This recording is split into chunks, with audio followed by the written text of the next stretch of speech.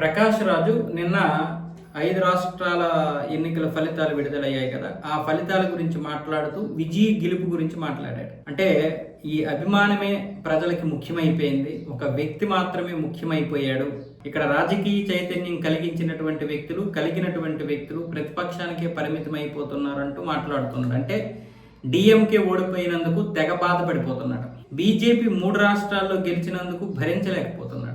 విజయ్ గురించి కూడా మాట్లాడాడు. అంటే విజయ్ను కూడా భరించలేకపోతున్నాడు, విజయ్ గెలుపును కూడా భరించలేకపోతున్నాడు. అంటే విజయ్ కూడా ఒక విధంగా ప్రకాష్ రాజ్ సిద్ధాంతాలకి అనుగుణంగా ఉన్నవాడే. అది ఈ రోజు తెలియకపోవచ్చు, కానీ ప్రజలకి రేపు తెలుస్తుంది, 2 సంవత్సరాల్లో తెలిసిపోతుంది. విజయ్ పరిపాలన కూడా అలాగే ఉంటుంది. అయితే ప్రకాష్ రాజు తమిళనాడు విషయంలో మరీ తెగ బాధపడిపోవాల్సిన అవసరం లేదు. ఎందుకు అంటే అక్కడ బీజేపీ గెలవలేదు, అంటే అన్నా డిఎంకేతో కలిసినటువంటి బీజేపీ గెలవలేదు కాబట్టి ప్రకాష్ రాజుకి అంత బాధ ఉండదు. కేరళంలో తను అనుకున్నటువంటి పార్టీ గెలిచింది కాబట్టి పర్వాలేదు. కానీ పుదుచ్చేరి ఓడిపోయింది. పశ్చిమ బెంగాల్, ప్రధానమైనటువంటి రాష్ట్రం పశ్చిమ బెంగాల్ బీజేపీ ఖాతాలోకి రావడం అనేది ప్రకాష్ రాజు భరించలేనటువంటి వ్యక్తి అయిపోయాడు. ఇక అస్సాం ఎలాగో బీజేపీ ఖాతాలో పడింది. మరి 3వసారి పోటీ చేసినటువంటి అస్సాంలో బీజేపీ మీద వ్యతిరేకత రావాలి కదా. ఎందుకు వ్యతిరేకత రాలేదనేది కూడా ప్రకాష్ రాజు యొక్క ఆలోచన.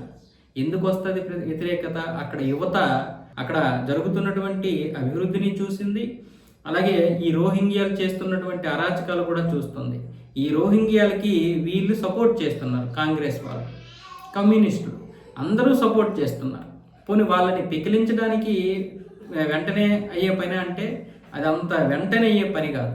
వాళ్ళు కొన్ని దశాబ్దాలుగా అక్కడ వేళ్ళు ఉనుకొని ఉన్నారు. ఇది మా దేశము, ఇదిగోండి పౌరసత్వం అని చూపిస్తున్నారు. అందుకే అక్కడ ఉమ్మడ పౌరస్మృతి విషయంలో ప్రజలకి అవగాహన వచ్చి 3వసారి బీజేపీకి ఇచ్చారు.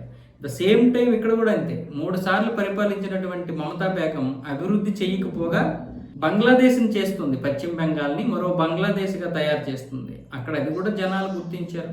కాబట్టి ఇక్కడ కీలకంగా బీజేపీ మారింది.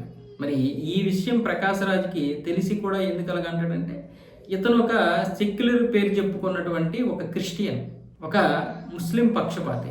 నాకేం తప్పు లేదు, మీరు ముస్లిం పక్షపాతిగానే ఉండొచ్చు, లేదా క్రిస్టియన్ పక్షపాతిగానే ఉండొచ్చు, కానీ హిందువులు ఎందుకు వ్యతిరేకించాలి? నాస్తికుడిని అంటావు, క్రిస్టియన్ అంటావు, ముస్లిం అంటావు, కానీ హిందువులు మాత్రం వ్యతిరేకిస్తావు. ఇదేనా నీ నీతి? ఇలాంటి వాళ్ళు ఈ దేశంలో చాలామంది ఉన్నారు తప్పుదోవ పట్టించడానికి, ఈ సమాజాన్ని తప్పుదోవ పట్టించడానికి. ఇలాంటి ప్రకాష్ రాజులు వీధికి ఒకడు ఉన్నాడు.